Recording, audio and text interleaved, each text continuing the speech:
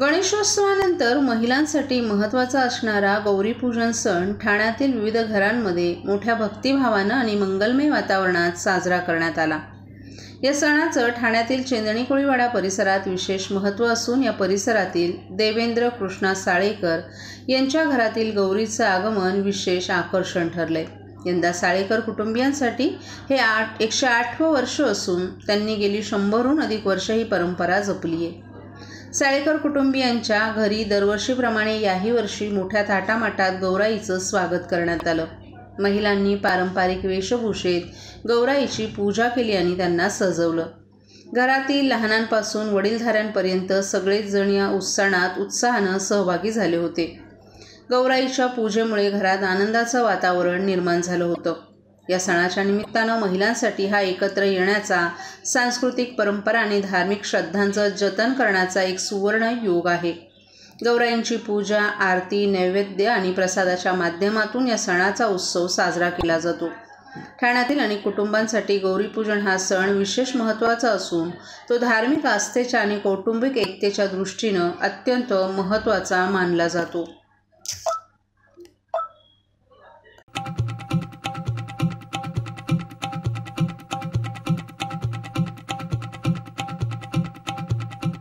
CP Goenka International School, nurturing talent at young age for scholastics, sports and performing arts in global perspective. Proud to have world toppers and country toppers in 10th standard Cambridge examinations. Ranked the best emerging school by the Times of India for personality over percentage.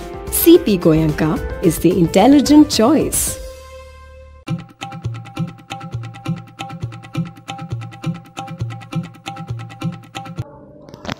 लाडक्या गणरायापाठोपाठ ठिकठिकाणी घरोघरी आज गौराईंचं आगमन झालं। ठाण्यातील चेंदणी कोळीवाडा येथे देखील 107 वर्ष जुनी गौराई आहे। कोळीवाड्यातील गणेशोत्सव असो किंवा गौराईचा सण, ठिकठिकाणी वेगवेगळ्या रूढी परंपरा पाहायला मिळतात। त्यातीलच एक गौराईला मांसाहार नैवेद्य दाखवण्याची परंपरा। माहेरवासीण असणाऱ्या ज्येष्ठ गौराईंचं आजपासून पूजन करण्यात आलं। संसारांच्या सुखासाठी तसंच भरभराटीसाठी लक्ष्मी किंवा गौरींचं पूजन केलं जातं। ज्येष्ठ नक्षत्रांवर गौरींचं आगमन होतं, तर अनुराधा नक्षत्रांवर पूजन होतं, तर मूळ नक्षत्रावर विसर्जन केलं जातं। महालक्ष्मी आणि गौरी किंवा ज्येष्ठा आणि कनिष्ठा, सखी तसंच पार्वती अशा जोडीनं त्या घरात आणल्या जातात। खड्याच्या गौरी, मुखवट्याच्या, शाडूच्या गौरी तसंच पितळेच्या मूर्ती, तेरड्याच्या गौरी मोठ्या सजावटीसह घरोघरी बसवण्यात येतात। अशीच आपली परंपरा टिकवत ठाण्यातील चेंदणी कोळीवाड्यातील कोळी कुटुंबियांनी आज गौराईंचं पूजन केलं। कोळी कुटुंबीय दरवर्षी एकत्रित येत गणेशोत्सव आणि गौरीपूजनादरम्यान एकत्रित येऊन रात्रभर जागत गौराईची सजावट, तिचा अलंकार करत असतात। आज कोळी कुटुंबियातील महिलांनी आपल्या गणरायाला गोड जेवणाचं नैवेद्य, तर गौराईला तिखट जेवणाचं म्हणजेच मांसाहार जेवणाचा नैवेद्य दाखवलेल्या नैवेद्यात खेकड्याचं कालवण, मासे, न्यूटे, कोंबडी वडे, भाकरी आणि भात अशा अनेक मांसाहार खाद्यपदार्थांचा समावेश आहे। कोळी कुटुंबीय हा सण पिढ्यानपिढ्या मोठ्या उत्साहात एकत्रित येऊन साजरा करत असतात। या परंपरेला आता 107 वर्ष पूर्ण झाली आहेत। उद्या आपल्या बाप्पाला आणि गौराईला निरोप देण्यात येणार असल्यानं आज कोळी कुटुंबीय गौराई आणि आपल्या लाडक्या बाप्पांसाठी जागरण करून पारंपरिक पद्धतीचे नृत्य, गाणी आणि खेळ सादर करतात। आम्ही माहेरवासिनी आहोत। मी त्यांची बहीण आहे आणि आमचे गौर संध्याकाळी 7च्या दरम्यान आम्ही घेतो तेरडा घरामध्ये आणि फुगड्या वगैरे घालतो, नाचतो वगैरे, गाणी म्हणतो आणि मग साडी वगैरे नेसवतो आणि सजवतो वगैरे आणि हे नैवेद्य आमचा न्यूट्यांचा असतो आणि हा चिंबोरी आहे आणि गौरीला डाळीच्या मोदकाचा नैवेद्य असतो, गणपतीला मोदकाचा असतो।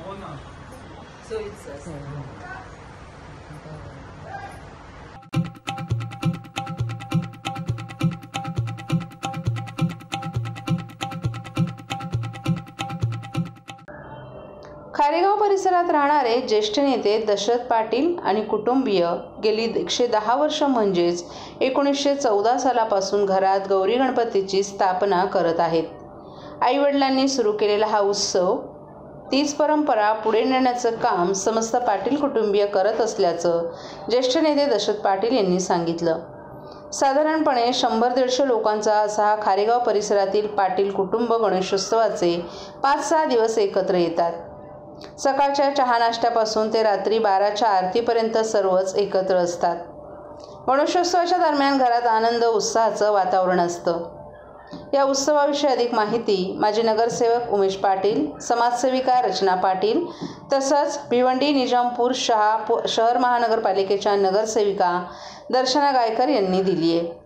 या उत्सवात गणरायाची आणि गौरी मातेची विधिवत पूजा करण्यात आली. दर्शनासाठी लोक लांबून दर्शनासाठी गर्दी करतात.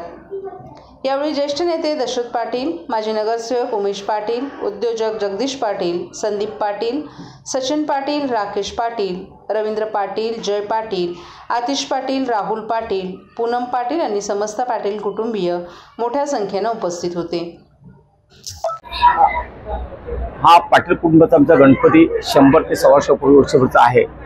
हा गणपती जुनं घर म्हणजे पाटील वाडा असं बोलायचं आहे. पण आज 10 वर्ष हा आम्ही संपूर्ण कुटुंब, पाटील कुटुंब 48 ते 49 कुटुंब एकत्र गणपती असतो. आम्ही प्रत्येक कुटुंब वाट बघत असतो. हा पाटील कुटुंबाचा गणपती कधी आनंद येत असतो. आणि सगळ्यात आनंद म्हणजे आज 5 दिवस कुटुंब एकत्र इथे दिवसभर असतो. आमच्या वहिनी असतील, आमचे भाऊ असतील, आमचे पुतणे असतील, संपूर्ण कुटुंब आज 5 दिवस एकत्र असते. आणि आज गौरी पूजन आहे. गौरी पूजन झालं आहे. सगळे आनंद आमचे सगळे आमच्या सुनासोबत नटलेले आमचे भाऊ सगळे एकत्र आहेत. एक आनंद एकच आहे का गौरी गणपती. मी एकच सांगेन की या भागात खारेगाव पाटण नागरिकांना मी हा गणपती खूप खूप शुभेच्छा, सर्वांना दुर्गेश लाभो ईश्वर प्रार्थना करतो.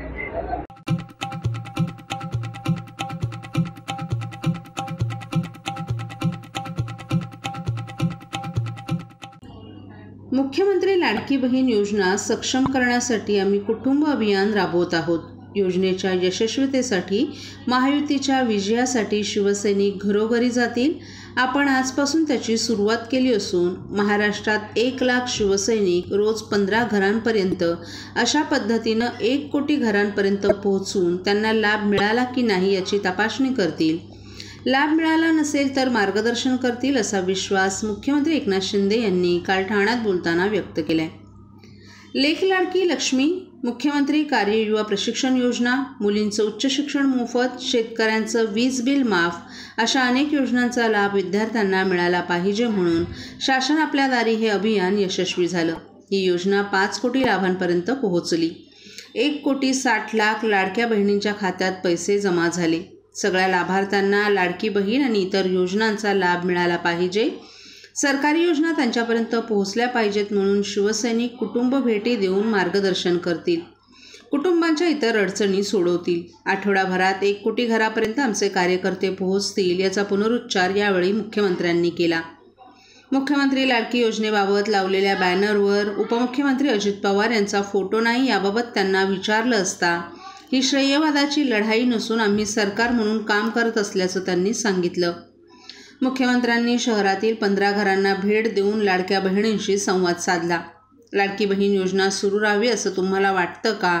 आमच्या सरकारनं कुटुंबातील प्रत्येक व्यक्तीचा विचार करून प्रत्येक व्यक्तीसाठी योजना सुरू केल्यात. या योजनांचा तुम्हाला फायदा मिळाला पाहिजे. या योजना तुम्हाला समजावून सांगण्यासाठी आपण तुमच्या घरी आलो आहोत. तुम्ही इतर बहिणींना या योजनेची माहिती द्या. आमच्या सरकारला तुम्ही किती गुण देणार असा प्रश्न मुख्यमंत्री एकनाथ शिंदे यांनी लाडक्या बहिणींना यावेळी विचारला. यावेळी आपल्या या भावाला पैकीच्या पैकी गुण देणार असं महिलांनी सांगितलं. असेल, वयोश्री मुख्यमंत्री वयोश्री योजना असेल, या ज्या अनेक योजना ज्या आहेत या योजनांचा लाभ लाभार्थ्याला मिळाला पाहिजे म्हणून शासन आपल्या दारी जसा जे अभियान यशस्वी झालं 5 कोटी लोकांपर्यंत तो लाभ पोचला. लाभार्थी 5 कोटी झाले, 5 कोटीपेक्षा जास्त. तसेच आता हे माझ्या लाडक्या बहिणी ज्या आहेत या 2.5 कोटी लाभार्थी संख्या जवळपास होईल आणि त्यातले 1 कोटी 60 लाख लाडक्या बहिणींच्या खात्यात पैसे गेलेले आहेत. त्यामुळे हे 2.5 कोटी आणि आणखी इतर लाभांचे लाभार्थी, ह्या सगळ्या लाभार्थ्यांना हा लाभ मिळाला पाहिजे. सरकारी जे निर्णय आहेत त्यांच्यापर्यंत पोचले पाहिजे. काही लोकांना माहिती नसतं, त्यांना मार्गदर्शन मिळालं पाहिजे. आणि म्हणून एक घराघरांपर्यंत शिवसैनिक या कुटुंब भेटीच्या अभियानाच्या माध्यमातून, मोहिमेच्या माध्यमातून पोहोचेल आणि त्यांची हे तर लाभाच्या बाबतीमध्ये त्यांना मार्गदर्शन होईलच, परंतु त्या कुटुंबाच्या इतर काही अडचणी जरी असतील त्या देखील सोडवण्याचं काम आमचे शिवसैनिक कार्यकर्ते, नेते सगळेजण करतील. आणि आठवडाभरामध्ये जवळपास 1 कोटी घरांपर्यंत आमचे सर्व कार्यकर्ते पोचू शकतात आणि त्यानंतर दुसऱ्या आठवड्यामध्ये पण हे अभियान सुरू राहील. त्यामुळे मला वाटतं हे अभियान जे आहे कुटुंब भेट एक जिव्हाळ्याचा विषय आहे. शिवसेना हा एक परिवार आहे, कुटुंब आहे.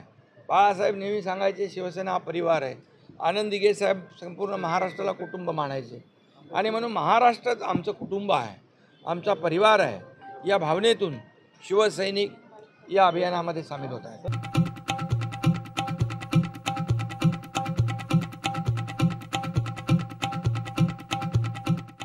महाराष्ट्रातील भगिनींना आधार देणारी राज्य शासनाची मुख्यमंत्री माझी लाडकी बहीण योजना. या योजनेअंतर्गत अल्प उत्पन्न गटातील 21 ते 65 वयोगटाच्या भगिनींना मिळणार दरमहा 1500 रुपयांची मदत. अर्ज करण्यासाठी 31 ऑगस्ट 2024 पर्यंत मुदतवाढ. कुटुंबाचं वार्षिक उत्पन्न 2.5 लाख रुपयांपेक्षा कमी असलेल्या महिला पात्र. कुटुंबाकडे पिवळं किंवा केशरी रेशन कार्ड असल्यास उत्पन्नाचा दाखला आवश्यक नाही. पांढरं रेशन कार्ड असेल किंवा रेशन कार्ड नसेल तर कुटुंबाचं वार्षिक उत्पन्न 2.5 लाखांपेक्षा कमी असल्याचा दाखला आवश्यक. योजनेसाठीचा ऑनलाईन अर्ज नारी शक्ती दूत ॲपवरून किंवा पोर्टलवर भरता येईल. ज्या भगिनींना ऑनलाईन अर्ज भरता येत नसेल त्यांच्यासाठी अंगणवाडी, ग्रामपंचायत, वॉर्ड ऑफिस, सेतू सुविधा केंद्रामध्ये किंवा आशाताई बचत गटाच्या CRP यांची मदत उपलब्ध. आता आपल्याला अभिमानानं म्हणता येईल, सुखी आणि सुरक्षित आहे माझी लाडकी बहीण. उपमुख्यमंत्री देवेंद्र फडणवीस यांनी शेतकऱ्यांसाठी मोठी घोषणा केली आहे. राज्यातील शेतकऱ्यांना आता 24 तास अखंडित वीज पुरवठा मिळणार असल्याचं त्यांनी सांगितलं. या निर्णयामुळे शेतकऱ्यांना त्यांच्या शेतीच्या कामासाठी आवश्यक असलेली वीज सतत उपलब्ध होईल, ज्यामुळे पिकांची उत्पादन क्षमता वाढेल आणि शेतकऱ्यांचं उत्पन्नही वाढण्यास मदत होईल. राज्यातील शेतकरी मोठ्या प्रमाणावर विजेच्या तुटवड्यामुळे त्रस्त होते. त्यांना शेतीसाठी अनियमित वीज पुरवठ्याचा सामना करावा लागतो, ज्यामुळे पाणी पुरवठ्यात अडचणी येत होत्या. मात्र आता या निर्णयामुळे शेतकऱ्यांना शेतीच्या कामांसाठी 24 तास वीज उपलब्ध होईल आणि त्यांची कामं वेळेवर पूर्ण होऊ शकतील.